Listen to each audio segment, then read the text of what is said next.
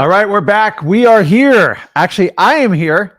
So normally Zach does Wednesdays, but we have a little bit of a scheduling issue. So we're swapped. So Papa Bear is here today. If you guys don't know me, my name is Rick Ginn. I'm the Rick and Flip with Rick.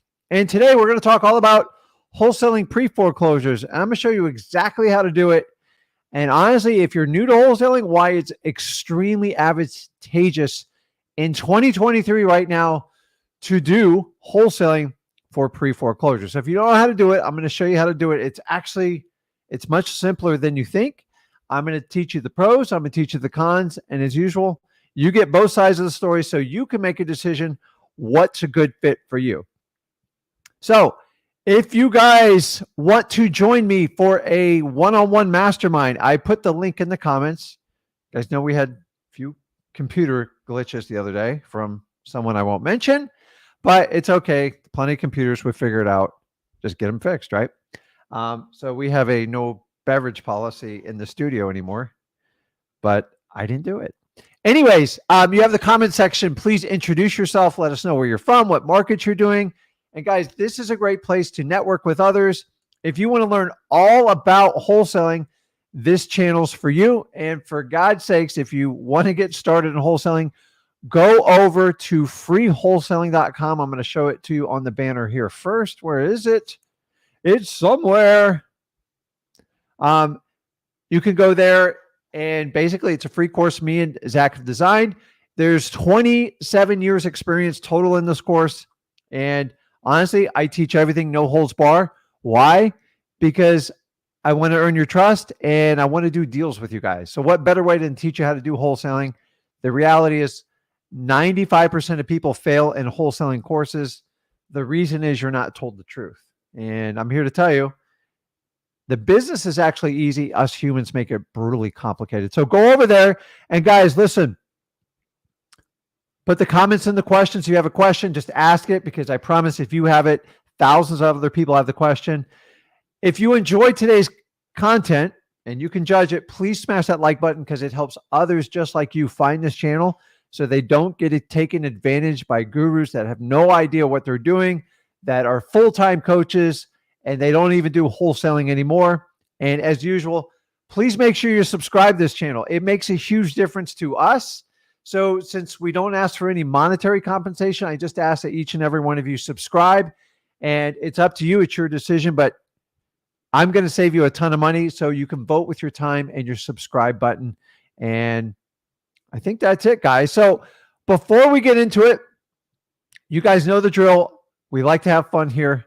I don't even know what today is. What's today? Today's Tuesday or Wednesday. I guess it doesn't really matter. That's why we get to wholesaling, because I got tired of trying to keep track of being happy on the weekends.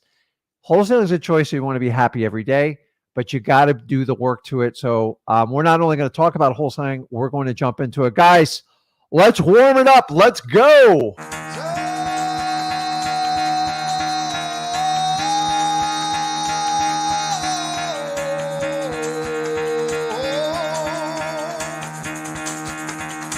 Get the fuck out of bed, bitch. Go.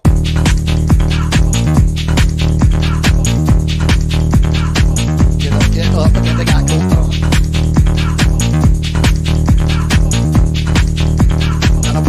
Time to wake up, bitch, get up. Get up, get up.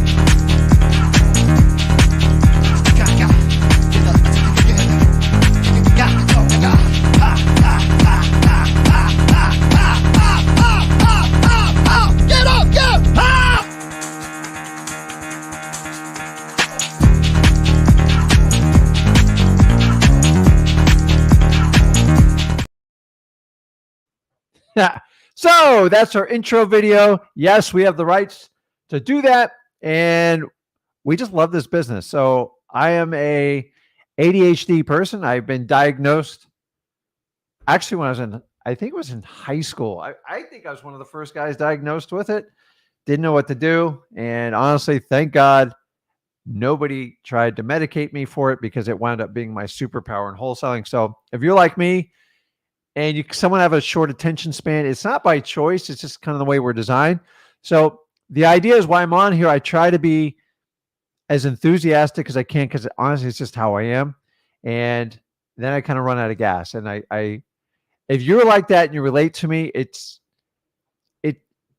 not a disability. It's actually a superpower. So I always tell you guys, find out what your superpower is, because every human has some sort of innate ability to like do something that very few other people have, and use it. Don't hide it. I was taught my entire life, hide it. It's going to hurt you. You're never going to get a good job. And they were 100% right. And thank God they were. I was the worst employee you could probably ever have. So, let's see here. Okay.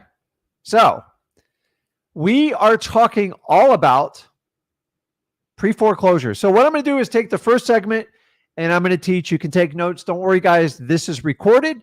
And so if you just want to watch it, enjoy it, watch it 2 or 3 times, honestly, it's kind of the best way to do it. There's a lot of misunderstandings of what a pre-foreclosure is and how does it work. So before I jump into it, I have some current information that literally just dropped about 5 minutes before I got on this live. And I don't normally do this, but I'm going to go ahead and share it with you so you can kind of get a grasp of what's going on with the foreclosure. So as you guys know, interest rates are ticking up. The real estate market is really, it's teetering. The only thing that's really saved the industry in real estate is we started with historic low inventory levels. And honestly, it's the only thing that shocked the blow to what's going on with wholesaling. Interest rates are going up. They're actually going higher, as the Fed said. Jerome Powell, if you don't know him, get to know him because he seems to control the entire world. But we don't care in wholesaling. We have to understand what's going on. So I'm going to switch my screen here to an article we're actually going to read it together because it just came up. So this information, if you go to, I believe it's Adam Data, they have a lot of really cool information there. And if you want to like find out what's going on in your market, that's a great place. Another one, if you guys want to get current stats, is just Google Redfin housing data, and you can pop it up there. It says here, U.S. foreclosure activity declines monthly in February. And just so you know, in January, it increased, but continues to increase annually. So if you look at it from a macro aspect, it's getting worse each month. So you don't need me to tell you that. You kind of see what's going on in the real estate market. So if we go through this, I want to highlight a couple of things so you understand it. So foreclosure completion numbers increased 45% from last year. Now, remember, that's completion. It's a very misleading stat. So if you guys want to go ahead and read this, you can Google it all in there for you. It talks about the number of houses lenders repossessed, the major metropolitan areas. And here's where I want you to understand. With a population greater of 200K, in February 2023, Chicago, you ready for this? 193 REOs. So we don't care about REOs. That's basically after the foreclosure happens. And foreclosure starts decrease monthly in 25 states. Now, if you look here, this is what really kind of jumped out at me.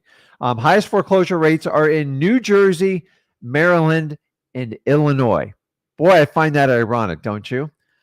If you go on to look at the numbers, the increases, guys, they are staggering, some of the numbers. So they talk about Fayetteville, North Carolina here, Atlantic City, New Jersey, and it tells you about how many houses a foreclosure is out of every 2,500 houses. But if you look in here, Fayetteville, North Carolina, which I've highlighted as a wonderful virtual market, one and out of basically every 1,600 homes is a foreclosure. That is really, really, really big. So if you, guys, if you want to do the masterminds, just jump on there. I'm gonna be honest with you, it's pretty loaded right now. And I put the link in the comment. So we've had some technical issues, so we're working through them. But I want you to understand that this article is up. So for the long run, let me jump off of this. For the long run, foreclosures are continually to tick up. Foreclosures just don't happen overnight. It is a process. And basically, when people start losing their jobs, in my honest, humble opinion, that's when you'll see the most foreclosures. And guys, the one thing is we have a crazy unemployment rate. It's very, very low. It's almost sub 3%. But honestly, I think the government's using such old data. After the pandemic, everything has switched. What qualifies somebody being employed or not employed? I think the world has changed between working virtually. And honestly, I think the government's incentivized people to sit home on their butt and do nothing. But I'm not going to go too deep into that one because it gets me upset. Okay, so let's jump into this. Let's talk about it. So the first thing you have to understand, what the heck? What is a pre-foreclosure? And it's literally what the word says. It's the word pre. So a pre-foreclosure, and that's what I'm talking about today. A lot of people mix it up with an actual foreclosure. So a pre-foreclosure, for pure definition, is when the bank is pursuing the homeowner that has a mortgage and letting them know you're getting behind in your payments. And if you don't take action, we are going to file a foreclosure action in your county courthouse. And on average, ready for this? You got 3 months to fix it, maybe 4 or 5, depending on how sloppy the bank is. That is the stage that we want to attack these. Once they file a notice of default, that basically puts them on notice. We are filing a lawsuit, and now we're going into a foreclosure action. So if you guys have any confusion, put it in the questions now. I want to help you out with it. I am talking about pre-foreclosures. There's a huge difference working with pre-foreclosures and foreclosures, because honestly, the pre-foreclosure is the very beginning, and that's the spot that you can help people out the most and have the most options for the seller and honestly yourself. The problem is catching them way down the aisle, which there's not a day that's going to go by you guys don't tell me somebody wants me to buy their house and they have an auction in like 3 days. I just got one last night. The auction is like today at 10 o'clock this morning. It's already done and gone. Honestly, I'm not talking about those deals, but I'll explain them to you. So you have to understand how that works. So if we know what the definition of a pre-foreclosure is, you just got to know how to get the list. And guys, of all the lists, this technically qualifies as a government list. This is the easiest list to get them all. Just ask for it. And most of the time you can get this stuff. Of course, I need a drink of water, and there's no water around here. Hold on. Don't tell Zach I'm drinking water. He's going to have PTSD on that one. The list is easy. This list, I'm going to honestly, there's no challenges. It's extremely public. They can't hide the data. And for that reason, the huge advantage of pre-foreclosures is that you can get them. You have to get them as soon as possible. If you can get them first, it makes a tremendous difference on your success rate. So once you have the list, and honestly, it's easy. It's going to have the homeowner's name on it. It's going to have the address. You really don't even have to sort the list. You might have to skip trace it and go through truepeoplesearch.com and get their phone number or whatever service you want to use. But then you just have to select which marketing channel you're going to do to reach out to these people. And honestly, there's nothing better than a phone call. The old days, full disclosure, I used to go knock on their doors. I wouldn't do that anymore. I would just do reverse driving for dollars. And that's basically you take a yellow sticky note. Yeah, you can make it pink, you can make it green, and you stick it on the door and say, listen, I got a quick question about the house. Give me a call. It's Rick. I'm going to have a phone number on there, and that's it. So if you get the list and you had 30 pre-foreclosures on them, I would develop some sort of route. You can use a software, whatever you want to do. Use Google Maps, Apple Maps, whatever it is. We used to use MapQuest back in the old days, and go stick those notes on the door, and then they'll call you at your convenience. And honestly, it saves you a lot of time. The advent of Ring cameras has really screwed up door-to-door sales in all businesses, not just real estate. And in some counties, you can actually get arrested for it. So I strongly advise know your laws before you do it.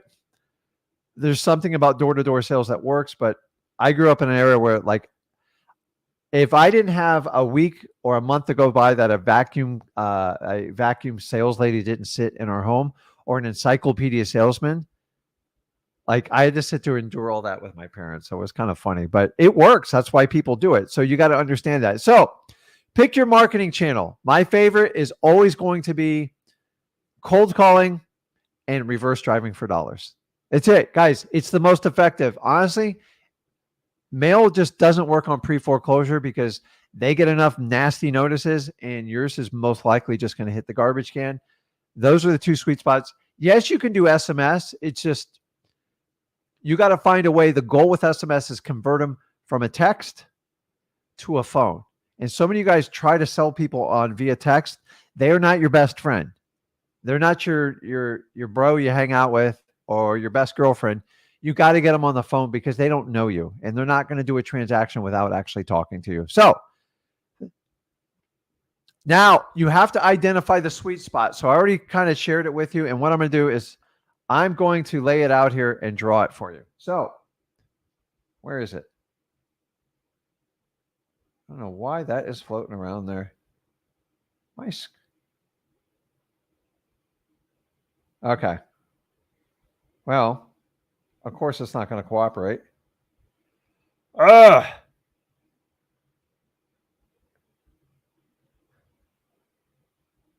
Okay, well, I'll just tell you, how's that? So that's part of being live sometimes. So the sweet spot, as I said earlier, is going to be from the time the bank, most likely they're going to call them first and they're going to send them some sort of legal notice. And the goal of the bank is honestly get them to take action to catch up their mortgage. Most people that have either lost their job or in financial trouble will immediately get nervous. I know I would. So, and when they do that, they want to reach out and get some sort of help to solve the problem. The problem is from the first time they get a letter up to about month 3, that honestly is your sweet spot, period. It is your sweet spot. That's where you want to go with it. And if you don't do that, I'm telling you, let me see if I can pull it up here.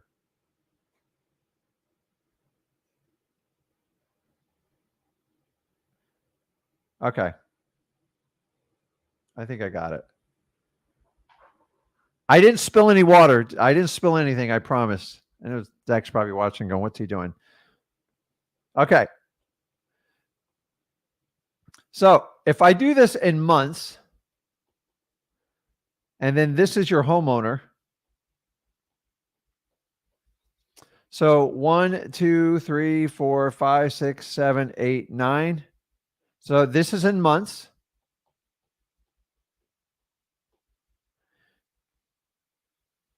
And this is the homeowner. So right here, let's do it in red.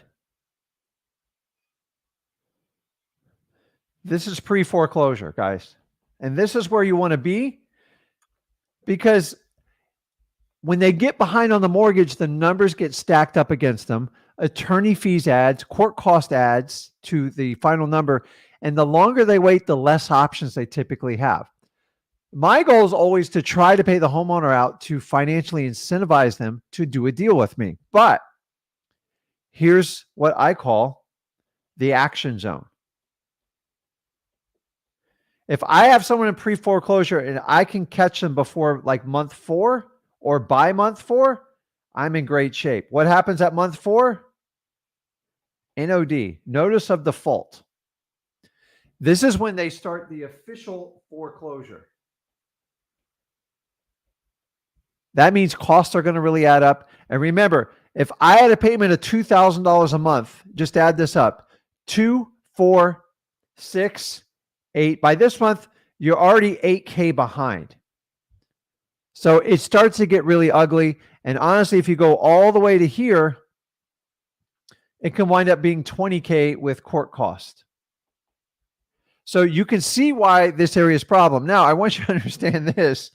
This is where you guys get a lot of your action and it drives you nuts. And I know it drives me nuts. And basically is right around here. The property is going to be auctioned. And what happens at an auction? People start knocking on the door, investors start walking around the property, and it freaks the seller out again. And they're like, listen, I know, Rick, you called me 6 months ago, but like, I'm ready to take action now. The problem is now I got to add another 20K and they're already almost underwater. It becomes really ugly. And a lot of times the only way to stop an auction is a legal maneuver. I don't know if I'm spelling that right. And it requires someone to pay an attorney. And honestly, it's not even guaranteed. People use like strategies like filing bankruptcy and all this stuff. I don't advise anyone to do anything. It's their house. It's a very advanced step to do that. And honestly, as a newbie, do not mess around in this section because it's a waste of time. They are the most motivated people in the world. Why? Because they have no other options. But the reality is, unless you want to catch up the mortgage, you can't even do a subject to at that point, and you've only got days to sell it. And you guys get calls all the time, and I'm here to tell you, most of the time you're wasting your time in those unless you find a local investor that's very advanced that knows how to stop these things, because there is financial risk and it's not easy to do.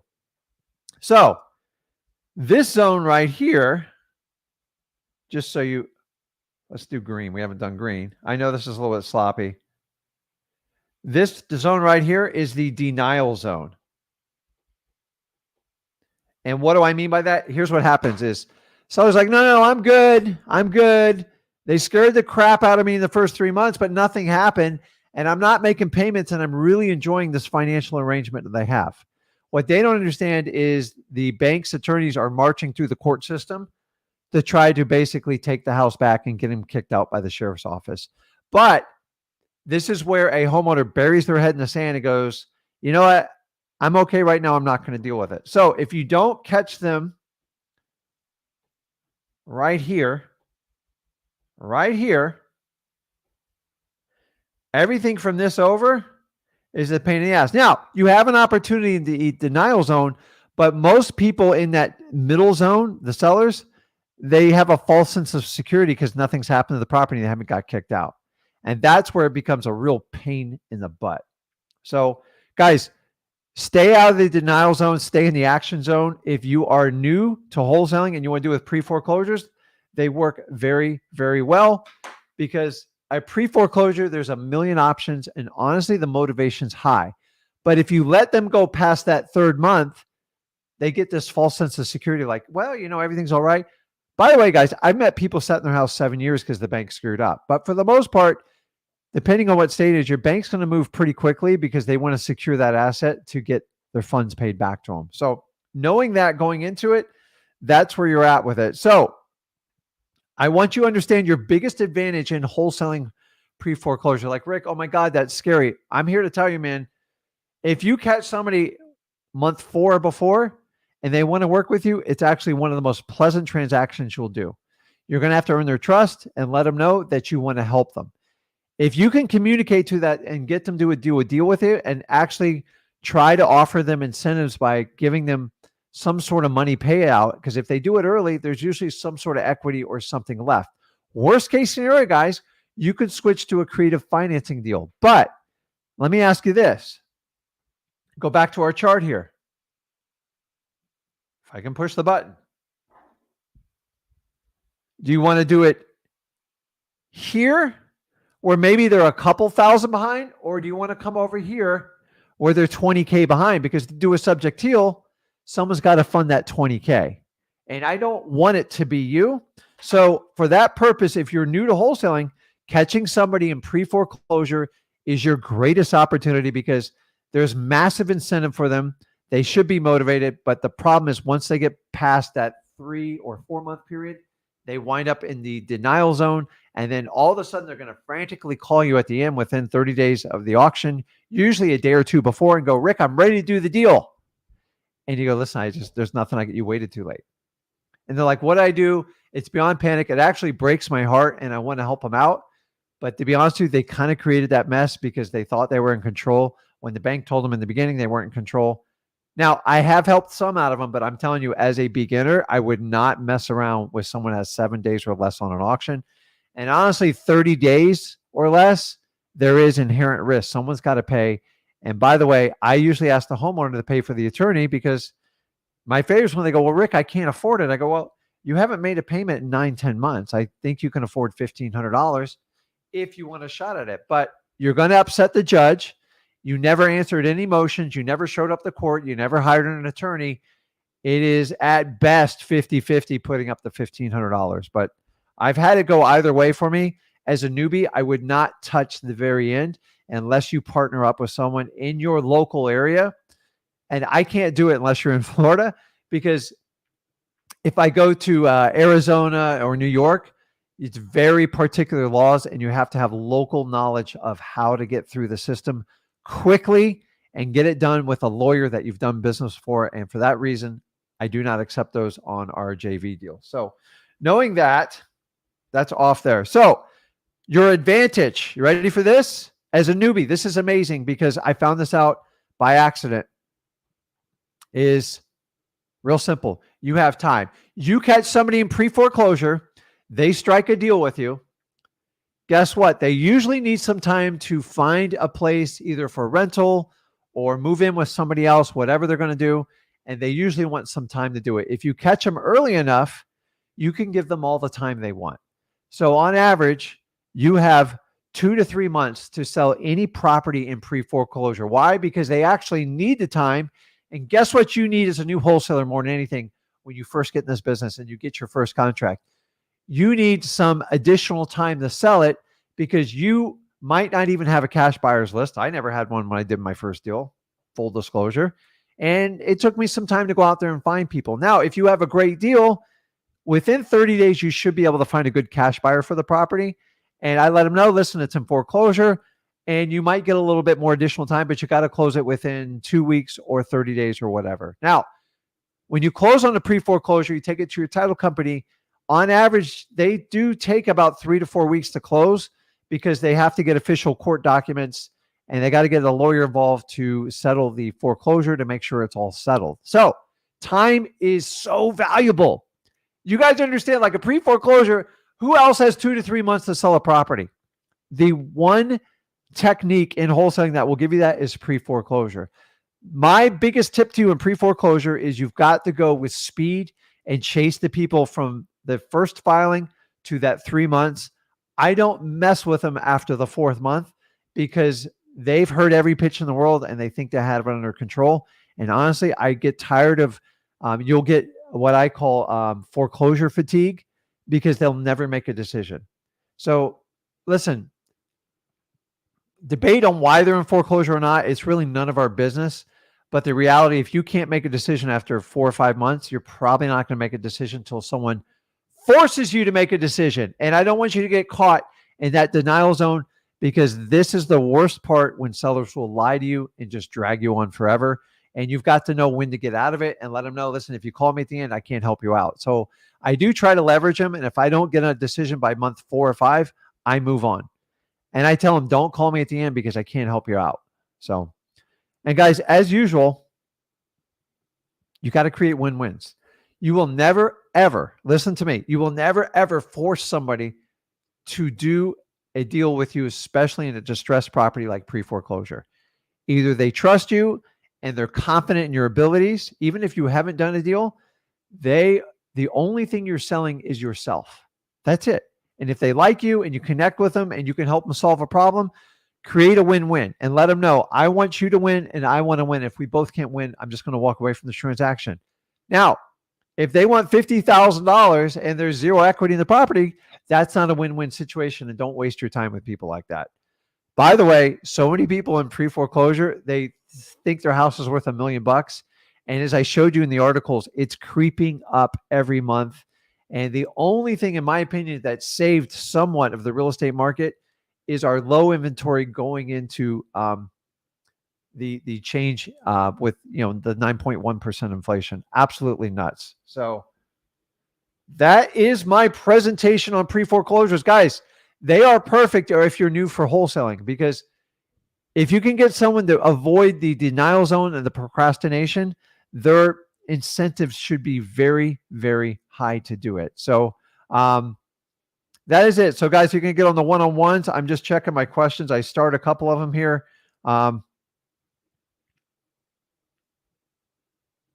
So we said here, hold on, let me take that off.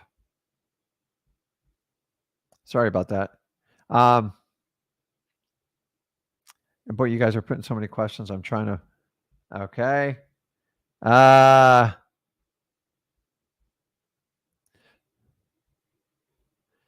It says here, what stages of foreclosure process should we stop prospecting and acquiring at the listen, once there's something happens at the notice of default, and if they're not going to take action by month 4, they're going to you're going to be stuck in the friend zone for the next probably 6 months. And honestly, I don't want to sit there and be paired against every other investor. If it doesn't make sense for them, I'm not a good fit. But here's what happens. A lot of people in foreclosure, they think they're going to bid it out to the highest bidder. And honestly, it's a huge mistake on their part. And honestly, when they do that, they're acting like they're working with a realtor. And the worst ones are the ones that list it with the realtors, because the realtors don't understand about urgency, cash buyers, and how foreclosures work for the most part. And there's nothing I can do for that person. You can talk to your blue in your face. I just say, listen, if you want to move forward, great. I have a lot of other properties I got to buy. I would love to buy yours. But if you decide to wait till they evict you or do a auction, there's nothing I can do at that point. And I push, if they don't make that decision by month 4 or 5, I kind of move on. And the ones that constantly drag you on, it will never stop. So understand, you all know what a procrastinator looks like. Unfortunately, when they get in foreclosure, not pre-foreclosure, they think they're the authority on everything and they want the highest and best bid. And honestly, they can go get a realtor for that, because you can't play that game. Because if you do it, and I did it, they will literally waste your time, and they'll give you foreclosure fatigue, which I'm trying to have you avoid at all costs when they do that. So, wow. Emily said she downloaded 3,000 pre-foreclosures. That's amazing. So guys, remember, the best place to get your pre-foreclosure information is from your county courthouse. Everybody else that gives you is secondhand. Now, you can use the paid services, not a problem, through PropStream and Batch, but remember, they're getting it from county data. So if you want to be first in line, go to your county, and honestly, you make a decision how often you want to download that stuff. And then that's a great way for you to track foreclosures in your current market. And it's crazy. What happens in California could be opposite from Florida, New York, Arizona, New Mexico. It's crazy.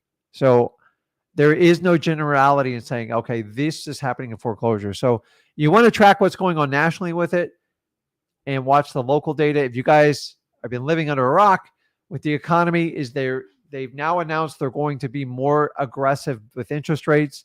It's had a drastic effect on the stock market lately. The question is it going to bust open the real estate market? I don't know. I'm done trying to guess, because I've guessed wrong almost every time, and I'm honest about it. So what happens now is, wholesaling is you make money today, but you got to understand, the end product user of a wholesale, eventually they want to flip it, or they want to rent it, and they want to probably get some sort of long-term financing for it. And that's what's freaking out people, because interest rates keep going up, which means the higher cost of properties. And the higher the interest rate, theoretically, the average price of a home should come down, in theory. But we've had such low inventory levels, it's not hit us as hard. And also keep in mind, when people for the last 5 years got interest rates between 2 and 3%, which is insane. Honestly, to me, anything below 5% was a gift, because I'm used to 9% mortgages. Nobody wants to let go of those mortgages, so people are holding on to their property, which has helped keeping real estate up. But something's going to give sooner or later. I promise you, something will give. No market stays perfect forever. I think we're still due for a correction. I just think some areas are going to get hit harder than others. When it's going to happen, honestly, I think you're not going to see anything till fall. And I told you guys a year and a half ago, real estate does not fall off the cliff like the stock market. It's very slow. And when it starts going down, it's like a ship. It's like a downhill skier. It starts to pick up speed and momentum, and people all jump on. I'll have to see if that happens. I don't know. But you got crazy phenomena like Texas and Florida, and I believe Arizona, where everybody's pouring into. And that is somehow keeping the real estate market up, which drives me nuts. But it is what it is, guys. We have to react to the market, but as a wholesaler, the market doesn't control you. but you have to know where the market's going so you can appease your cash buyers to help them out with that. So I got 2 more questions and I'm going to the live. So I'm going to go left to right here. So Jason asks, which list are you sending mail to when you use the ROS system? Is it stacked lists? Place do you pull lists from government? So honestly, government lists are number one. And then we run out. Now I do a lot of marketing, guys. And then I like to do high equity. I like to do vacants. I love any type of government list, code violations. But like we only get so many leads doing that. So if you're going to do a bigger campaign, you're eventually going to have to go to some sort of paid list. I use through listrei.com, and I like to pull the vacants there and like the high equity. If you want to know the exact filters I use, go over to freewholesaling.com. I just share it with you. Why? Because if you guys get a deal under contract, I help you out. And if you don't have a buyer and you're in a market where we have partners, I want to work with you and help you out as much as I can. So my incentive is to teach you actually how to do this business instead of spending 45 minutes trying to sell you on why you need to buy my system. It's much easier just to teach it to you, because I promise you, those are 2 different versions. Because if I have to sell you, I have to spend a ton of money on marketing, and I have to like make it so fluffy and sweet for you. You have to buy. And then I have to get you through my 30-day refund policy, because that's the credit card company's policy. That's why they give it to you. And then I might tell you the truth after that. I go, listen, dude, this is going to be work, and you're going to have to bust your butt on it. So me and Zach do it differently. We just tell you the truth up front. But I hope that gives you a little bit less. And if you guys want to check out about the ROS system, you can go over to mailingmastery.com. I teach it 100% for free. I give you a 20-year background on how direct mail works. And if you're up for that, do a deep dive into it. I promise you, it's better than any direct mail product out there in the United States. And I put my name behind it. I had a consultant tell me when I came out with it, which I came out with it years ago. That's a $10,000 product. I go, I'm not going to sell it for 10 grand. Every guru told me like, you need to make it special. And then they wanted me to split it with them. And I said, let's just give it away. And so I guess I piss a lot of people off by giving stuff away, but who cares? I'm helping everybody out. I want to partner and do deals with you. That's my greedy selfishness part of it. So if I can teach enough soldiers to go out there and find deals like me and Zach do, and those who take action, I'm a reward. So instead of taking 90, 95% of a failure rate, I'm just going to show you. Let me shut my phone off. Of the ones that want to take action, I'll show you exactly how to do this. And here's the best part is when you go on these lifestyles, I'm just going to tell you the truth, because I don't have time to fluff you up, because I'm not collecting any monies from you guys. So I like to do monies on deals. I have a different opinion on coaching. If it's right or wrong, it's up to the world to decide, not me. So why do you get pissed off when I give it off for free? Why? Because you think I'm cannibalizing your coaching. Like, then step up to the plate. Why don't you just give it away free and partner up with all your students? Oh, that's right. That would actually require you to do wholesaling. But I move on. I digress. So, Bobby, you there? Hey, Rick. What's going on? Hey, what's going on, man? You were first in line, so I'm rewarding you. Oh, awesome. Perfect. All right. So I live in Alaska, so I'm virtually Awesome. wholesaling. What part of Alaska? I'm in Anchorage. Oh, cool. I've been there once in my life. It's pretty nice up here. It's pretty cold right now, but How long have you been there for? I've been here for about 8 months, but I used to live up here because I'm a military brat, so Oh the good gosh. old. So How old are you, Bobby? I am 22. Awesome. Yep. So- So I'm trying to virtually wholesale in Florida because I have family there. I just moved from there up to here. Got it. So I'm trying to do it in Vero Beach. I'm not sure if the population's going to be a little too small for that because it's only 12,000. So you called the right guy, because just to let you know, it is my market. Okay. And so Vero Beach is small. I'm not gonna lie to you. It's very small. It is. So Yeah. you're gonna have to look like at the surrounding areas. And guys, so everybody understands this on this live. If I was truly selfish and a greedy SOB, I would steer you away from this market, because now you're my competition. Yeah. I'm the actual opposite. Do it And then if you need help from Anchorage, Alaska, I can sell the deal in an hour because I'm local to the market. So I have a huge advantage on this. Now, I get it. You have family with Vero Beach. What I want you to do is look at markets to the south and the north without telling you the exact markets to do it. Huge Yeah. population. You have a Gotcha. huge population just to the north. Take full advantage of it and then just mix Vero Beach into it. Because Vero Beach is not a huge population. So you're going to run out of leads very quickly. And I will tell you, their courthouse is not the easiest one to get the information from. Ask me how I know. Hey, I lost you there. I'm sorry. Oh, Um, no, it's all right. so And then you just have to add additional markets to it, and within and you only got to go in like a 45-mile area. So I just buried myself by pushing that information out. But honestly, I don't care. Like if you're coming, 10 other people are coming, I don't care. And honestly, the more people trying to like comb through leads, if you're successful, I'm happy. If you want to partner up with me, I'm happy. Either way, I made a decision a long time ago. There's so many. Do you know, like most gurus, if you try to penetrate their market for the ones that actually do wholesaling, they won't take you on as a student. How selfish is that? That's the most ridiculous. If you're really that good, what do you care? There's competition everywhere.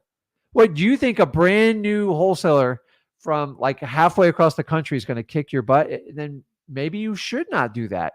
And I just find it so funny when people do that. It's so I just gave you saved you 10 grand on a cheat code. I really did. I swear to you. Why? Because yeah, I get people all the time in my surrounding area. Hey, Rick, I got this deal. I got that deal. And honestly, I can do more deals now. I make less profit, but I get to teach people. And that person goes out and finds me 2 or 3 more deals, and eventually they go on their own. And I'm okay with it. I've been doing this 20 years, guys. I know how the system works.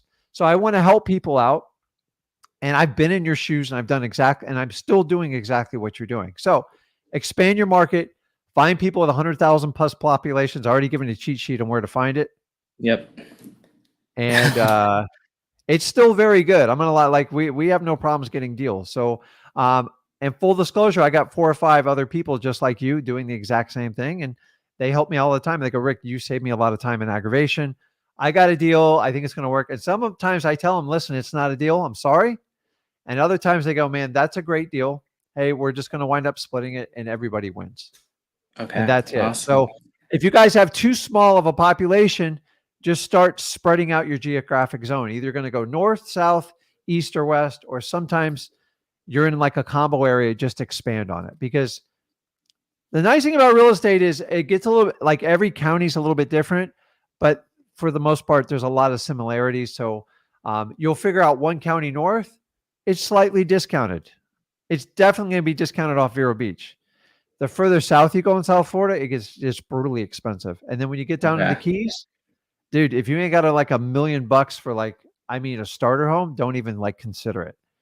And honestly, in the Keys, they have a building moratorium that I believe comes up this summer. They can't even build. You can't even get a permit to do a new build because their infrastructure can't handle it. So, and it just keeps pushing its way up. So when I did this, I started down in Fort Lauderdale and I could do it reasonably. And then my company moved me up to this area. And that's how I wound up doing Port St. Lucie. I didn't pick Port St. Lucie. I just got parked here by a company. I go, I got to find a way out. And now Port St. Lucie, where $50,000 houses, now they're 400,000. So I think you're in the right spot. I would just shift up just a little bit and you'll see exactly what I'm talking about. What else you got? So I do have one more question. So I talked to a seller. I couldn't talk to her very long because it wasn't a good time to call, but she has a fire damaged property because I was calling the vacant list and then it just happened to be fire damaged. It's on 3 acres of land, which is about 5 times bigger than all the other comps in the area. Yeah. How should I comp that? So, that's a loaded question because you have acreage and then you have a house. So I always start with the house and then I add like the land value back in. Vero is a very small town and I could tell you real estate's valuable. So I'm assuming it's somewhere out west, maybe out by 60 or something like that. But how badly is the property damaged? The roof is caving in. I know it's concrete block, but it's pretty much, you might have to demo it and then rebuild a whole new house. So has she given you a price yet? Or have you She got has one out not of her? yet. No. Okay, so just get to the number and like figure like don't spend a lot of energy because I don't want you to be a realtor. If she's not motivated to sell it, then you got to move on. If she wants the tippy top dollar and doesn't want to do any work, you're probably not going to be the best fit for it. So if she wants to get rid of it and she's, you know, open to working with an investor, then that's great. If she's not, like fire damage is like I find either they want to get rid of it or they're holding on for tippy top dollar. And Okay. like the ones go, listen, it's damage, it's a pain in the butt. If we could strike a fair deal, I'll move on with it. And the ones who go, I got to see what the realtor says. I got to see what the market will tell me. And I'm looking for 5 contracts. Okay, good luck. I wish you the best. And that's it. So don't even Okay. worry about the comping. If she's not motivated to sell it, you're literally wasting your time. I will tell you, Vero Beach is in very, very high demand. Very high demand. So if you can get a reasonable offer submitted, see if she's motivated. So find out, ask her what were the how long did the fire happen? I'm not too sure. I couldn't really talk to her for too long. So just talk to her and find out how recent it is. So by the way, fire damage is kind of like pre-foreclosure.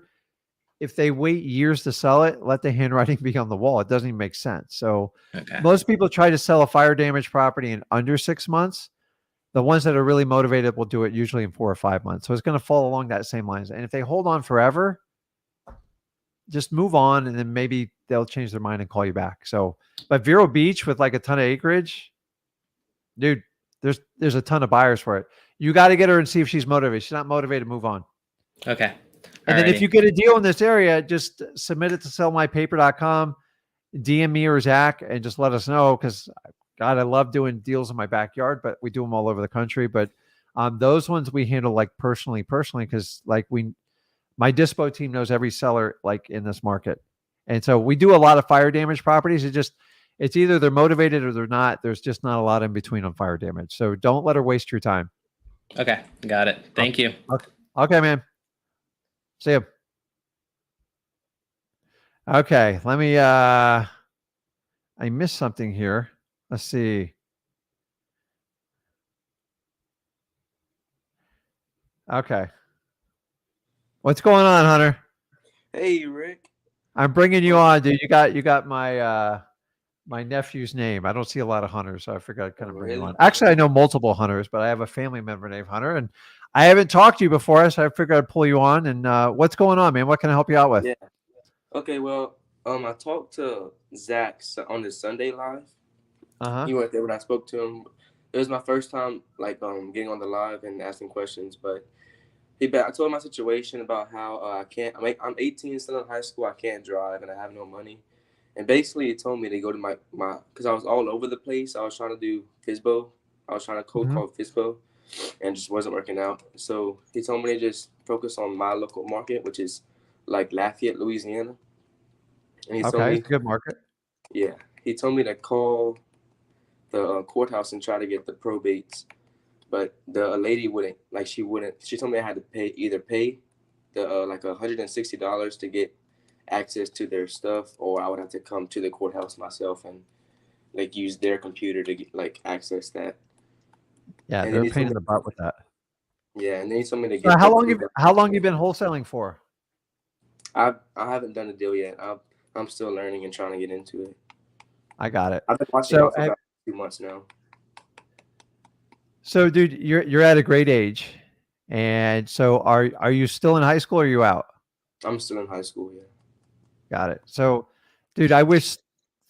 So let me ask you, just out of curiosity, and I think this helps out everybody watching it. What attracted you to wholesaling? Like, what was the catalyst to go? Okay. Well, I started when I really started learning about like financial freedom and stuff like that. It was more about all the drop shipping and stuff like that. But like a lot of that's really saturated and doesn't really work for me. Yeah. And so I learned more and more, and I got into real estate. And the first person I came across in real estate was Grant Cardone. You know, the big dude that sells apartments and everything. Grant Cardone's good if you got money. He's actually Yeah. not bad. But If you guys know Grant Cardone, the man never stops selling, which I appreciate and am annoyed at the same time. But I love his attitude about business and stuff. But like honestly, there's a point where you have enough money, like you can enjoy life. Like if I ever had like got to that level, not that I would stop real estate, but like I I I wouldn't be on the internet like 24/7. But like whatever. He's doing it for his legacy and his kids. So you tried drop shipping. By the way, Zach tried it when he was young too, before it was even like hot.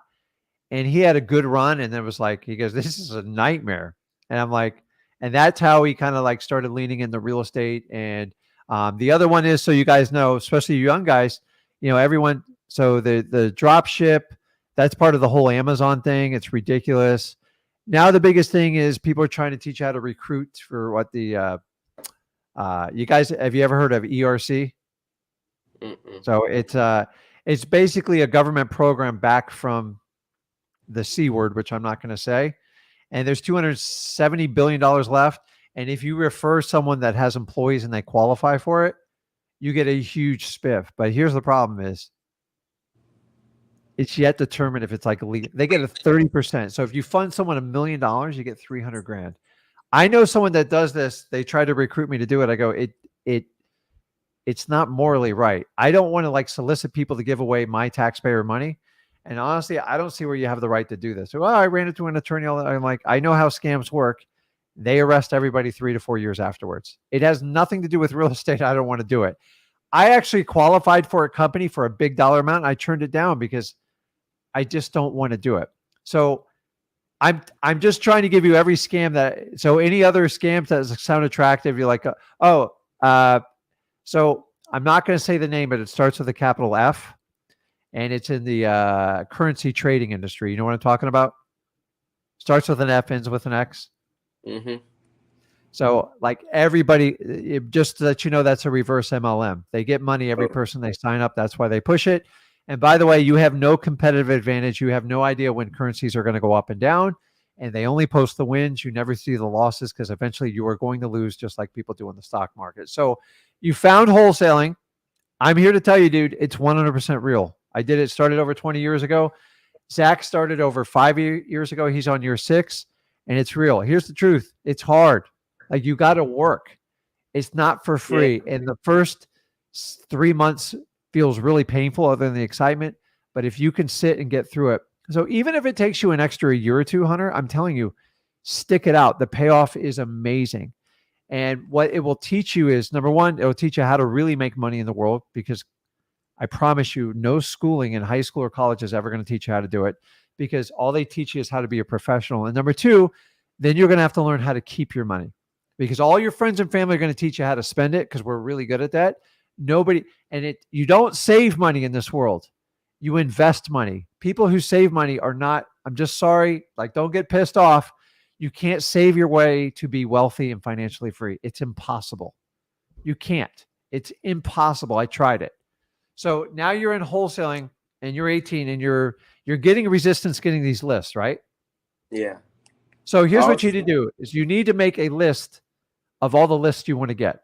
You're never going to get 100% of them. You're just not. And you have to learn the tact of overcoming resistance with persistence. And this is where you have to bring in some of your charm, your rapport, and your conversational skills. Because if you can master that, the amount of money you can earn in this lifetime is unlimited. Dude, I didn't start till I was 33. And I had to go on like a 10-year journey. You're so far ahead of the curve. It's ridiculous. So Zach started when he was 16. He had the tools with her. But here's the thing is, you can give somebody all the tools, all the wealth in the world. If they don't take the action, they are doomed. And the one thing I made Zach, I never gave my son a car ever. I didn't pay for his college ever. I just didn't give him stuff. You know why? Because I watched other people give their kids everything and they're like a train wreck now because people aren't hungry. So do you have the support of your family is my other question. Yeah, I have the support, but it's off and on. Like they're still at the point where they're trying to get me to get it like a regular job and start making money. I don't want to do that. I want to learn how to wholesale, and that's what. So it is, right? Listen, if you're going to do wholesaling, all I'm just telling you is go all in. Hopefully, do you still live at home with your parents? Mm-hmm. Hold on to that for a little while. I don't want you living at home with your parents when you're 30 and 35. So if you suck up the first 2 years, Yeah. so Zach at 20 was completely on his own, like 100%. Like I never paid a nickel of his bills. And that was my goal with my children. By the time they come grown adults, they have choices they can make. The reality is most kids is when their parents put them through college and everything else, and they get this big bill, or their parents pay this ginormous bill, then they go like this, what do we do now? You know what most parents go? You're on your own, man. Figure it out. And I will tell you, most people need the help from 16 to 25. It's the most critical learning phase of your life, because if you can get a head start there, that's where it's going to happen. So it's going to be frustrating. So you just got to learn to get through the list and get the ones you can get.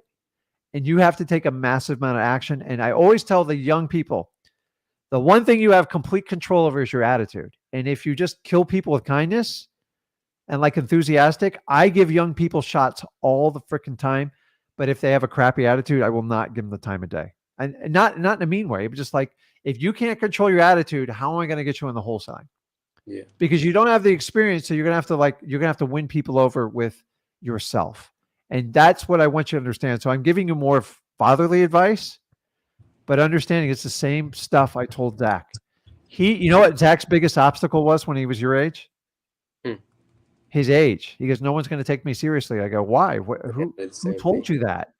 And he just goes, and so when someone brought up his age, I just told him, would my age stop me from buying your home if I show you I have the money to buy it and I have the expertise to do it? They're like, no, I guess not. Because the reality is that just a little information you have now is so much more than the average homeowner has. And if you develop it over the next 2 years, you're going to do amazing things. I tell you, you're in a wonderful market. I know people over there. And I would love to partner up doing deals with you. Your number one job is what as a wholesaler? What is it? If you had to sum it up in one sentence. To help the seller sell their home. You've got to find people to sell you discounted properties.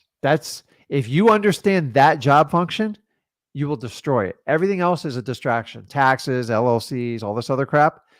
If you understand my job is to connect with people that need to sell their house and cut through all the realtor BS and all the other stuff, that's your fastest way of getting a deal. Do not spend time on MLS, complete waste of your time.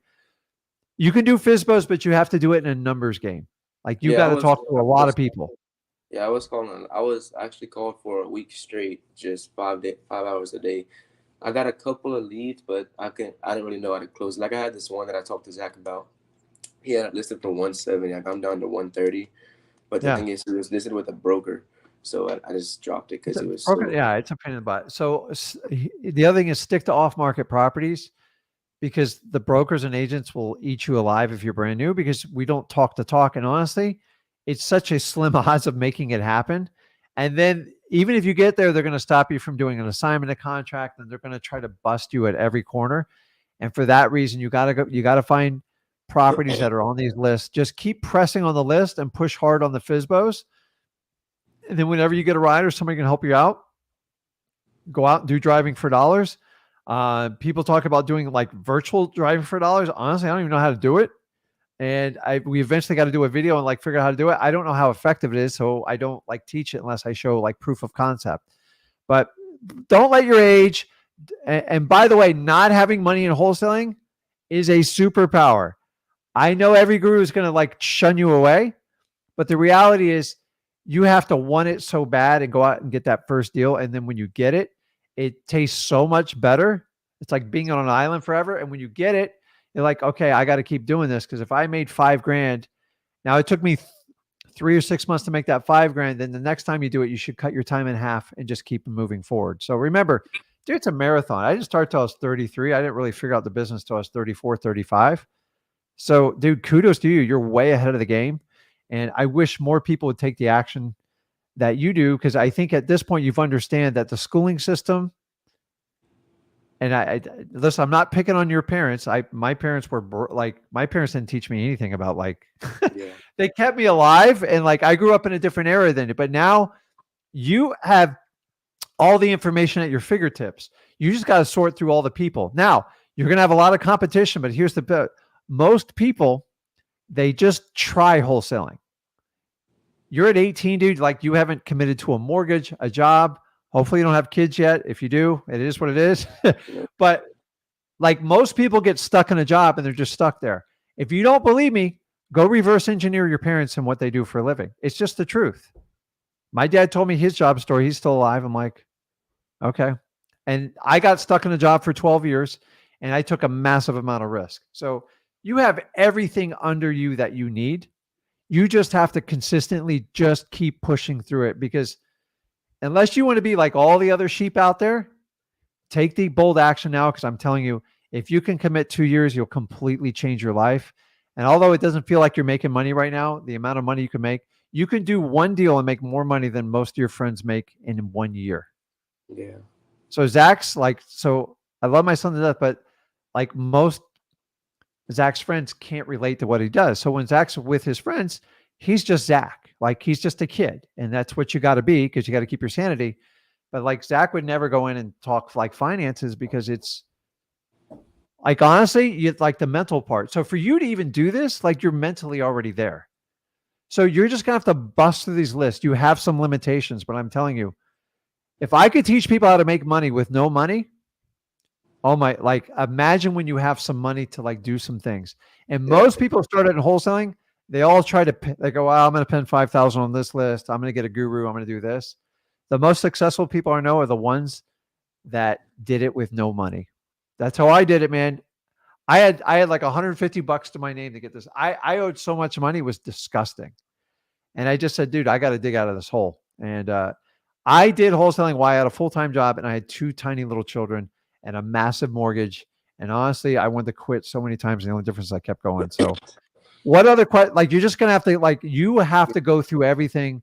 You just got to run through it, and you just got to keep going. It doesn't mean you run people over. It just means I'm not going to let this obstacle stop me. And I'm just going to keep going. And the first 2 years are going to be very tumultuous. It's just the truth. I still think you're in an affordable market. I wish you had transportation, and I wish you had some other things to help you out. But honestly, just figure a way to do it. Like, I've made it as easy as I can. So I gave you the education for free. So run with it. So what other questions do you have for me? Anything I can help you out specifically? Yeah, okay. I was gonna ask. Also, he told me to try to get the probates and try to get the code enforcement list.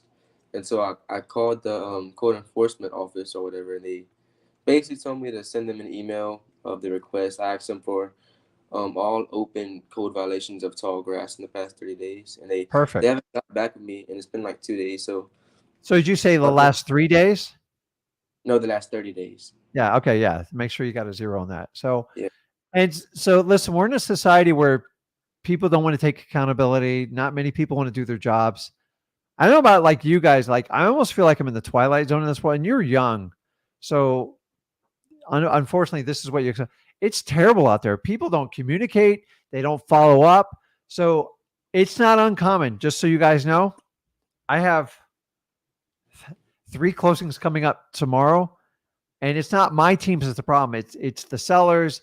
It's their title companies, their attorneys, all the realtors, everybody involved. We literally, my team shows me with like, Rick, we make 6 to 8 phone calls every day to try to get them to follow through. So you're not going to have any difference. I have landscapers I hire. They never show up. I had someone do a roof. The guy won't come back and finish the roof. I have boat mechanics that works on my boat. They disappear for months on end. It's crazy out there in society. So you guys have to, like, when they do this to you, Hunter, you just go, hey, listen, I called you yesterday. I know you're busy. I respect your time. How can I make this easier for you? Is like, what do you want me to do? Like, you got to try to help them help themselves. So do you get frustrated when people don't follow up when they tell you what they're going to do? Yeah. It should piss you off. So you have to stay on them, but you can't light them up. You just have to keep holding them accountable until they give you what you want to do. And it's frustrating. And I grew up in a day where people like did half the time they do what they say. And if I look forward 20 years, if 10 to 15% of the people do exactly what they say, that's about the norm now. So you guys know going into it, I am used to making 4 follow-up phone calls on everything I do. So I'm trying to get roof bids on a big commercial project. I mean, I have to do 6 to 8 emails with every vendor to get them to cooperate. And then I got to get my property manager to like organize the information, do everything. It's ridiculous. So you're going to have that same problem and you have to understand it. Do not accept their BS answers. Just keep tightening the noose every time you talk to them. Hey, listen, I know you're busy. I've waited. I've talked to you twice. Is there something I can do to help you to move this along? Because Friday's coming along and I know you want to enjoy your day. And here's my thing. I sat in a property manager's office yesterday. Ready for this? They had a packet to approve. It's a long story, but it's a commercial. And they go, well, we need 10 days to process it. And I need it done by Friday because I can't close on the property. And you know what they do? They wait till the 10th day, then they do it. And that's what we're dealing with in society. If you put a closing date at the end of the month, title companies assume you're closing at the end of the month. I'm always closing much earlier. The reality is, why not just get it off your desk and get it done? And I'll get out of your hair. And that's what I kind of tell them nicely. So you got to keep doing it, but you got to BS with them. It's a little bit harder over the phone because you can't see them. So you can't see like their kids' pictures and like what they do, a picture of their dog and stuff like that. You just find a way to connect with them. But like, you understand you're going to have to call these people 4, 6, or 8 times, right? It's ridiculous. Yeah. So just keep calling, and you have to overcome resistance with persistence. Dude, I'm excited you're doing it at your age. I'm telling you, like, most people, here's the reality. They take a job because they got stuck there and they didn't have a choice. And then here's what all your friends will tell you. Well, it's safe. That's what my parents said. Just take that job. It's so safe. There's nothing safe about a job, guys. If you want to do a job, I have no problem with it, but don't complain about not having financial freedom and the ability to earn as much money as you want. It is a lot of work. It's a responsibility. So stick to your journey because 95% of the crowd around you is going to try to choke you off. And you know that going into this, right? Yeah. The tough one are the parents, but keep in mind, we don't pick our families, they pick us. And you just have to love them through there. It doesn't mean they're bad people. They just want to protect you and keep you going. But honestly, if Zach took a job, he'd probably still be living with me in today's world. And that's the reality of the world because a job is hard to get on your own and own your own piece of real estate and whatever you want to do. But dude, just keep doing what you're doing. I'm telling you, like jump on these lives. And honestly, I'd rather you spend more time with my son because I think he'll inspire you a little bit because he did everything everyone told him he could never, ever do. They said, you're wasting your time. And by the way, he went to college and did everything. He blasted through it, paid for it on his own through scholarships, and he still chose wholesaling. And by the way, he could have easily gotten a 6-figure job out of college. He's like, it's a death trap. I don't want to do that. You know why? Because he saw me for 20 years spend every day with him and go to his sporting events, go to wrestling matches. We go fishing together. We just spend a ton of time. Why? Because my dad didn't offer me that. And so like the generations change. And by the time you have kids, if you decide to do it, you're going to show them like, listen, working a corporate job is, in my opinion, tough. So is it safe? What's your definition of safe? If it's showing up to a cubicle every day and having someone tell you what to do, knock yourself out. You will never save your way to financial freedom. So I know I've gone on a little bit long with you. I'm really excited for what you're doing. My biggest thing too is stick it out. And everyone who doubts you, understanding they're just trying to bring you down to their level and you don't want to get in there. Okay. I love people when you guys do this because my parents didn't give me this direction. And I jumped off a ledge for 12 years and I gave up 12 years of my life. And I should have been starting this crap when I was like 12, but so you have to go forward. And remember, when someone comes at you and go, listen, this is my journey. I want to move forward with it. I respect you and I love you, but I want something different. And the reality is to get ahead in this life, you have to make sacrifices. You can't just go get a paycheck every other week and expect to be financially free. It's not going to happen. So you're making the sacrifice right now. What I want you to do is make the sacrifice and make money. And you're just going to have to bust through those barriers. So go through freewholesaling.com, head to toe, spend time with Zach. His Sunday lives are awesome. I'll be on with him tomorrow. He'll be back on Friday. So you have all the opportunity in the world. And you know what? The only reason Zach's in the position is he made the sacrifice when he was young. Now he started a couple years before you, but like 18, dude, 33. I tried what my parents told me to do and it failed miserably. And my mission to talking to you guys is, number one, I think wholesaling is the best venue. And number two, you don't have to follow in your parents' footsteps. Still love them, still respect them. But a lot of kids in your age are debating whether they're going to go to college or not. And I'm just like, well, it's a personal choice. Most kids go to college. You know why? Because their parents tell them you have to. Yeah, that's So- what I'm trying to get me to do, but I'm not going. But for like, it. listen, here's the worst case scenario. If you want to go to college and make your parents happy, just go get a degree online. You know why? Because nobody cares if you went to the university or you got it online. It's the same freaking thing. Make sure you calculate a return on investment. If it's going to cost you $100,000 to get a degree you're going to do nothing with, don't do it. Unless you're going to be an engineer, a doctor, a lawyer, basically the trade schools of colleges. Why on earth would you go to college? Teach you marketing? It's so outdated, you're literally wasting your time. And with ChatGPT, I think colleges have just been basically eliminated, in my opinion, but it is what it is. So enjoy your journey, man. I want to see you on here again because I don't forget the hunter name. Yeah. Any other questions while I'm on here? Yeah, my last one would be, so if I'm not gonna be able to get the probates and I'm still waiting for the code violations, should I start trying to get the other ones like water shutoffs and stuff like that? All of them, dude. Like, so you got to get there's 8 or 9 lists. If you can just get 2 or 3 of them, it gives you a head start.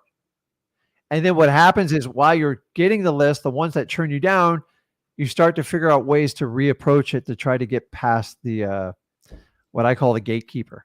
Because a lot of the issues are privacy policies. You're at a disadvantage doing it on the phone. I'm just going to be brutally upfront. So Yeah. you're going to have to try to get more lists to offset it. Don't forget the pre-foreclosure list because that's the most public, in my opinion, easiest list. And Yeah. don't forget the eviction list. Okay, now for the pre-foreclosures, do you go to the clerk of court to try to get that? All mine are online. It's simple. It's the easiest list to get them all. Okay, now where would I go to get that? My parish's courthouse? Yeah. So they're going to have a foreclosure department and they should get that list. And once the bank starts filing, the idea is to catch them first. If you can catch them first, great. Don't wait till they get to the end of the auction because you particularly don't have a lot of options to get that deal done. So if you can catch someone before every other investor does, and remember, your youth should be your asset, not your liability, because the God honest truth is I would swap places with you and I would do anything to go back to be 18 and broke because you have longevity over me. And honestly, that's worth more money. Like time is more valuable than money. You hear that all the time, right? It's true. The amount of knowledge you can get over the next 2 years will catapult you for the next 50 years. And that's what Zach did when he was young. And I wish somebody grabbed me and did it. So when I see young kids, I want to gravitate to them and I just want to grab them and go, listen, I'm telling you, man, take the hard path now. And you can listen, Zach really never has to work another day in his life. He's what? He's a young dude. Like I didn't have that option. And if you do it early, you can figure stuff out. But like, listen, guys, and then if you have financial obligations as kids, it's still a good time to get in wholesaling because that will get you out of it. So I had to dig out a much deeper hole than you. But like your youth, please don't let anybody ever discourage you because most people, like us old guys, would trade places with you in a heartbeat. And so I treat my body now like I'm an 18-year-old. I watch everything that goes into it. I exercise every day and I fight the aging process. It just is what it is. So while you're young, God, my God, I'd do anything to go back to 18. Dude, you got so much in front of you. Like take full advantage of it. I don't think you really appreciate how much of an opportunity you have because most kids don't even wake up till they're in their 25s or 30s. And then you got all sorts of issues going on in your life. So, and develop yourself, man. Like just try to develop your mindset and everything else. YouTube, you got everything at your fingertips and understand that sometimes when you get stuff free, it's some of the best information you can get, but filter who gives you the information and do not run your life by social media. You know that by now, right? Yeah. So, dude, I'm excited for you, man. Just keep going and get the list. Come back on and I'll help you out as much as I humanly possibly can. Okay. All right. Sounds good. I believe in you, Hunter, man. Go get it, man. Like, guys, do you understand if you're 18 and you're like doing this stuff? I get like super excited, dude. And you literally look like another hunter I know in the, he's in Florida, but I'm not going to say you're not him though. I can tell with your accent and stuff like that. And by the way, you're in a wonderful market too. I had a partner that was in it and we did very well. and it wasn't quite to it. It was very close to you. So I can share some more information. So keep calling back. And I promise every time I call back, I'll help you out as much as I can. Okay. Okay, sounds good. Thank you. For Okay. your time. You got it, man. Okay. Guys, man, God, it's insane. Benjamin, you there? Yeah. Hey, Hey, I just, are you driving or are you pulled over? I'm gonna pull over right now. I'm actually driving. Give me like 2 Okay. seconds. I'm pulling over right now. I'm gonna put my hazards on. I tell you what, Benjamin, stay right there. I'm going to go to someone, pull over, and I'll come back to you in 3 minutes. Okay. Okay. You That's pulling fine. over right now? I am. I'm literally pulled over right now. I'm about to hit the air Okay. brake. Don't Yeah, get in an hold on, accident one- on me. Okay. No worries. I'm right here. There we go. How you doing, man? Good, man. How are you? That looks like a big rig you're driving there. It's a front loader. It's a recycling truck. Let me shut Oh, this off man. if it's too loud. Yeah, Okay. might be too loud. You hear too much noise, or we're good? A little bit of feedback, but what you got going All on, right. man? Yeah, so I closed my second deal last week, and it Awesome. wasn't as much as I thought it was going to be, which it's okay. I mean, it's still closed. It went from like a 8K assignment to a 1K, and I understand where I made mistakes there. Uh-huh. And I posted on the Facebook group, just like, hey, it was kind of vague, the post I put on there, but I was getting a lot of people saying I was greedy because I wanted to make more money on the deal, but really all I was trying to do was seeing how I can improve that assignment fee. So, Because go ahead. So, by the way, guys, I look at every comment on the Wholesaling Houses for Real Facebook page. By the way, I believe it's 96,000 people strong, like amazing. And for you guys to ask, oh, why did my post get denied or get accepted? We have to filter the crap out of there. Otherwise, it's not useless. So tell me specifically, because some of the posts get really long. I can't read every comment. People are telling you you're it's all greedy. Greedy, why? Because basically I was saying that the person I sold the property to was a realtor. Yeah. So I sold it to them, and they ended up putting it back on the market right away and making like 15,000 on it, and it sold in one day. Yeah. So I mean, I'm happy the guy made money. I actually sold him my first deal. Remember the last year Yeah. I sold a house and I won the challenge. That was the guy I sold it to. So how much did you make on the deal? So I made 1,000 on the deal. Okay. Well, listen, you're in a learning mode. So Yes. I've done the exact same thing. And I'm here to tell you guys, if you're going to look back to see what somebody made after you assigned it, shame, like honestly, it's done. It's over. Right. You want your cash buyers to make money. That's the whole goal of wholesaling. If they don't make money, they're never going to come back to you. Now, I promise you, the person that bought that's going to come back to you tenfold. But Yeah, he you was live and happy. learn. But you listen, being greedy, people got to understand we fight hard for these deals. You got like people like Hunter just trying to figure out the list, doing it at a much younger age than you and me. Right. When you get that deal, you got to make as much money as you possibly can. But you can't get too greedy where you can't, if you turn down, listen, if you take a profit, you can't get hurt. And that's what you got to understand. It's a learning moment. It's somewhat of an education. It is what it is. I do understand. Listen, my first deal, guys.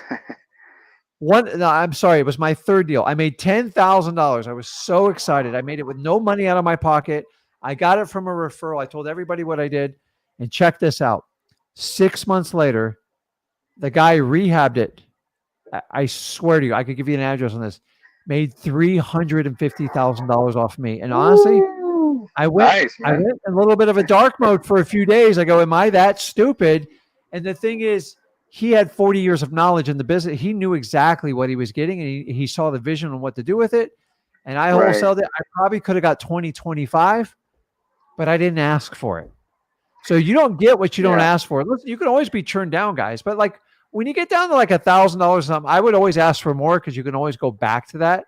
But I didn't let him making a $340,000 spread on me get in my way. And honestly, I look forward every time. I have so many sellers that goes, man, Rick, we made so much money off you. And like, it starts to scratch your head. I go, how much money am I leaving on the table? I got so good at getting deals.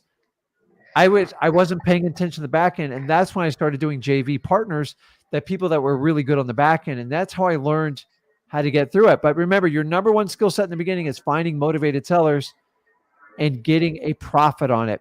And so do not judge by how much money your cash, if they make money, it's a good thing. Because I promise you, the other way it happens too. I have people that goes, oh, I lost 30 grand on the deal. I'm like, dude, once I sell it, I'm done. Like, you can't come back and cry to me. Like, it works both ways.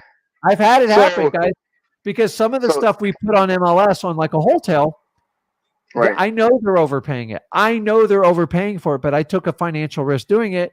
And I'm going through a realtor. Like, honestly, my hands are wiped clean. When I'm doing an assignment, I want them to make money, guys. You want them to make money. And if they're not making money, they're probably going to be out of business. They're not a real cash buyer in any ways. And I like to feel good about a trend, but like, don't worry about it. Like, if they made 100 grand or they made $1,000, you got your money. You got exactly what you wanted. Move forward and learn from it going forward. Now, don't overprice everything going forward. Just move on. I don't think you were greedy at all. If you only made $1,000, like, you made some money and you got a great lesson. And by the way, typically when realtors buy it from you like that, they know exactly what they're going to sell it for. So he knew. And the thing is, there's nothing wrong with that. The guy is honestly a good dude. And like I said, I sold him. This is the second deal. My only deals that I've sold have been to him. So I was just trying to get some lessons out of it. Like, I'm okay that he made money. That was not an issue for me. The more the thing was, I guess what I was really trying to look for when I posted was, I should have probably had more cash buyers lined up, because I showed him the property, and right away I only showed it to one person, and it was like, let me just lock it up real quick because I'm going on vacation. I was going somewhere, and I'm like, I know he can close, so because I knew he can close, that's why when he started saying, oh, I don't know, the deal's kind of tight, and then I had to renegotiate it, and it went from 8,000 to 1,000, and I was still okay. I'm like, I better. I'm better off closing it. Let me teach you a little lesson here, okay? When you put out your first property, especially you're a beginner, like, look at your numbers, but remember, you're guessing to some degree. That's just how it works. Nobody's exactly. Right. I've had to go 30 grand either way. So when someone comes to it and they start, well, I don't know, they try to renegotiate. You got to kind of hold tight on the first one. That's the one you have to hold tight on. And here's it. No matter what, I know this is going to sound dirty, but it's the truth. Hey, listen, just here's what I'm offering it for. Just, it's up to you. I mean, you don't have to take that number, but you have to give me an offer. I got 3 more buyers coming by today, and I got 2 more that want to come by tomorrow. And honestly, whoever gives me that price, it gets locked up and done. And then if I don't get that, I'll take the next best offer. And that's it. You always have to keep them honest, because listen, I would do the same thing. I'm not going to be a hypocrite. Here's what happens. Most people go to RIA meetings and then they go, hey, I'm so excited. I got this new deal and I'm going to offer it. It's an $8,000 assignment fee. Like, that's a little tight. But when they start negotiating with you aggressively in the first day, it means they want it. They're just beating you up on price. That's kind of what I figured on the first buyer. Unless sometimes we contract deals and it's like, I don't know if I'm going to get out of this thing alive. That's a different story. Okay. But when you're pretty confident in the numbers, go, listen, here's what I'm offering it for. And they start haggling with you and they're going into, it means they want it. They're just trying to get a better deal from you. So I go, tell you what, put an offer in writing and I'll consider it. But honestly, this is what I need and it's yours. If not, I got to show it to everybody else. They don't want you to show it to anybody else. They're not stupid. Yeah. And he was very persistent on it. Yeah. Yeah. Because he's got negotiating skills and you don't. So to protect you, if you're new and you get your first deal and super excited, you just want to make a profit, hold tight to your number for 48 hours before you bid, or 72 hours. Because you might as well, you've done all that work. You got a work list. You made 1 million phone calls. You visited people. Get at least 3 to 5 buyers through there before you decide to cave. Okay. See, that's where I made that mistake. And the thing is, I thought I had. What happened? You won't make it again, right? I learned. No way. And the thing is, I have like rentals, and I've negotiated deals before and stuff, and I thought I knew the game a little more, but this is really humbling, man. Wholesaling is just different, and No, it is. But dealing like, with so guys, I realtors. want you to Yeah. understand when you get your first few deals and somebody looks at it and they want to negotiate, it means they want it. They're just trying Yeah. to play magic on you and go, listen, here's the deal. I'm not a realtor. I'm not here to sell it. Whoever meets this number, it's yours. It's kind of like you So ever you- go on eBay. It's like buy here now, pay this. I do that crap So- all the time. I don't want to bid up 50 cents and keep doing that till we turn blue. Because they always go, Rick, what's the number that gets this deal done? I go, do you not see the price I'm offering it to you? That's the number. Honestly, it's a good deal. You're going to make money off of it. And you just shut your So you're- mouth. Go, listen, if it doesn't work, Okay. I got 3 more people coming in today. And they go like, no, please don't show it to anyone else. The minute they say that, don't budge $1. Got it. And So you're so pretty firm on your price then when you have list to be, it. because Got once you become negotiable once, you're going to be negotiable to everyone. Guys, I made this mistake. I gave away hundreds of thousands of dollars in my first 3 years.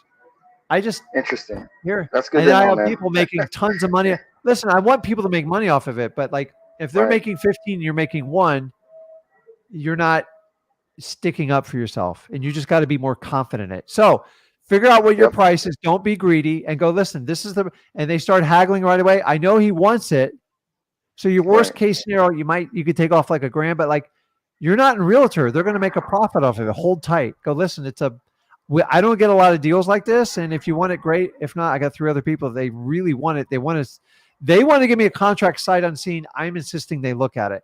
And now I'm looking for that person to go, oh, okay. I'll take it. Can you just knock like $1,000 off of it and go, no, this is the price. I'm sorry. After Perfect. a couple weeks, if I can't sell it, I'll give you a call back and you can go back and circle it. So you put all that work into it, Benjamin. Just guys, Yeah. fight. Don't give them away right off the bat, because there That's what I are needed to other hear, man. wholesalers that That's will good. take advantage. I got taken advantage, dude. By the way, I got taken advantage by like some of the biggest gurus in the industry. They don't do wholesaling anymore, but like they used to buy all my Right. deals. They go, Rick, I make 20, 30 grand every time I buy one of your deals. They're like, how do you do so many deals? I got so good at getting deals, I didn't know how to dispo them, and I didn't spend any time figuring out. So hold tight on your price. Once you negotiate on an assignment fee, you become known as a negotiator, and then everyone's going to ask you for a discount, and it gets really hard. And like if That's- you're a yeah, nice guy that's like what me, like you just $1,000 I'm ain't going nice. to cut it. Like I don't want you to never make So- never make $1,000 again unless that's your only last alternative, and you're going to fall Right. out of contract. So Well, that's what was happening with this one. The guy, well, supposedly, like he had said, well, I just don't want it anymore. And, I don't know if that was part of the negotiations, but he basically had told me, like, you know what, if I can't get this price, I'm out. I don't even want it. So, but then. that was the buyer, right? That was the end buyer, right? That's what he had told me. So I went back to the seller to renegotiate it just to make the 1,000. So I was after renegotiating. Seller's upset and all that happened afterwards. But yeah. So,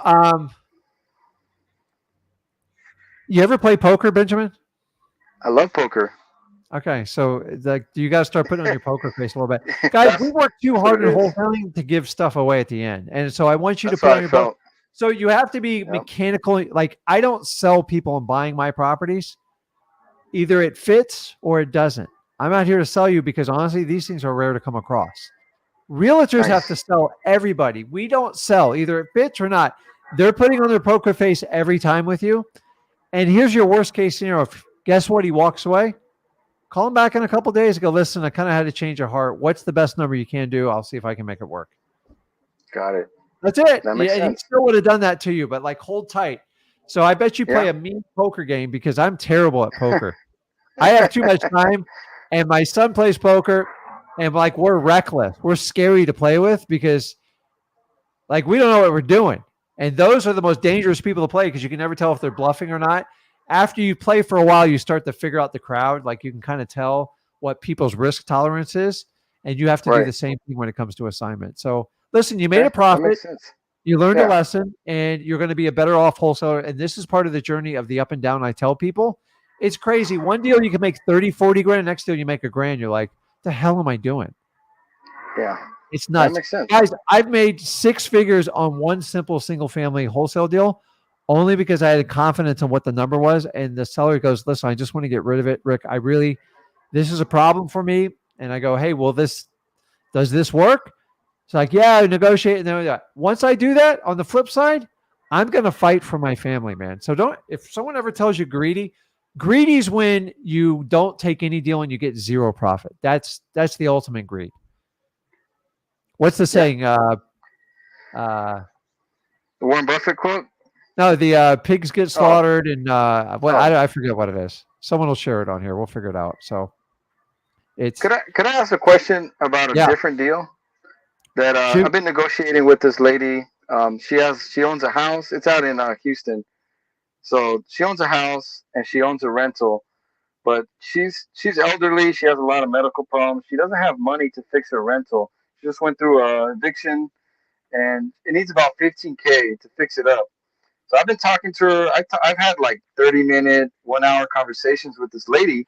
She's already told me that, hey, if I ever want to sell, I'll sell it to you. And I'm kind of walking her through the reasons why it would benefit her to sell it, because that way, because she's already in the rears on her mortgage, like 12. I think like she was saying she hasn't paid for like 12 months. I don't even know how she still has the property, but something about I think it was forbearance she was saying she had. So it has a lot going into it, but I mean, it looks like it's a good deal. It has motivation, and the thing is, the lady's just so tight on holding that property and not selling it. Yeah. But she has medical bills. She has a tax lien on it. I think there might even be a tax. Benjamin, what's the question? Oh, do I just keep negotiating with her? Keep conversations with her until she's ready to sell, or the property's in foreclosure, right? It's not a foreclosure yet. You said she's 12 months behind on something. She's 12 months behind on her mortgage. Yeah. So do me a favor, go back and watch the beginning of this video. You're in the denial stage and she's just wasting your time. Okay. You're wasting your time with her. She's not going to do it. I'm just telling you. She's going to call you like a day or two before the auction, and she's going to want you to do a Hail Mary, and you don't have the arm strength for it. I'm just telling you, you're wasting your time with her. She has everything under control. Every month that bill's stacking up, and she's probably most likely upside down on the property by now. So I did see the beginning of this live, and that's why I wanted to ask, because I'm like, damn, that's it, dude. She's in the denial zone, and she's going to talk to you for hours on end, because you're now a therapist. You're not a wholesaler anymore, and you got to know when to cut the cord with people. You're like me. I want to help people out, but there's a point where I'm wasting my time. Yeah, that's where I feel I'm at now. If you're serious, give me a call back. She's going to call you back when it goes to auction, and there's nothing you can do. I mean, in my opinion, I think it's spot on, man. No, you're right. It's absolutely. Dude, I've been through thousands of these. It's like, you're in the friend zone, dude. You get your friend zone with no shot of dating her. Period. That's where you're at. Dude, I love how you just pointed out that quickly, man. That's crazy. Yep. Right. I'm just telling you. And so if you want to give her one more shot, go, listen, if we do a deal, I got to move on, because you're kind of like, we're not getting anywhere. I want to help you, but like, if you don't want to help yourself, there's nothing I can do. And I throw it back into the court and go, please don't call me when it goes to auction, because you have no options. And honestly, she has very few options. So figure out what her average payment is. So even if it's $1,000 a month, that means she's 12 to 15K behind already. Yeah. So her payment's like $600 or something like that. I know. Yeah. Well, have her. I'm not going to use that word. Have her. Tell her to get on the dance floor, or like go find another person. Period. Got it. Thank you, man. Okay, appreciate that. I'll see you, Benjamin. Right. So guys, I want you to understand that, like, at the end of the day, like, and Benjamin pointed out like this perfectly, is when you get people that just will never make a decision, there is a follow-up. But when it comes to pre-foreclosure and then they switch to foreclosure and they go, I'm fine, I'm looking for the best bid, move on. Like, you are in the friend zone. You're never going to make progress with them. Why? Because I've talked to thousands and thousands of them, and I finally made a decision. I'm not going to waste my time on people like that. So I teach all my acquisitions people, when they bring me someone, and it's just like Benjamin, I go, give them an ultimatum and move or move on. And you guys got to do the same thing, because we do a lot of psychological work. We're like welfare workers, but you cannot do it free forever. And know the difference between follow-up or someone who's just stringing you along. It's a pain in the butt in wholesaling, but it is the truth. So I want you guys to understand it. Go back and watch go back and watch the beginning of this video, and I describe how pre-foreclosures, if you want to attack them, and why they're perfect for newbies to get into wholesaling. And guys, if you have not started yet, make sure you go over to freewholesaling.com. We teach the course 100% free. I not only teach how to get your first deal, I teach how to get to your first $100,000. And then you have options to do whatever you want. Don't let people mislead you in all these ridiculous courses, because at the end of the day, they're doing coaching courses. They're not doing wholesaling, and you are the product. They're not flipping real estate. And I'm telling you, I always do wholesaling. This is what I love. And I want to teach as many people to do it as possible. If you guys want to partner up, go to sellmypaper.com. We would love to do deals. Just make sure you follow the program. And I'll be back on live tomorrow with Zach at 1 p.m. Eastern. Guys, please make sure that you are subscribed to this channel. And if you enjoyed this information, make sure you give us a like. I'll see you guys tomorrow at 1 p.m. Eastern. Go out there, get some deals.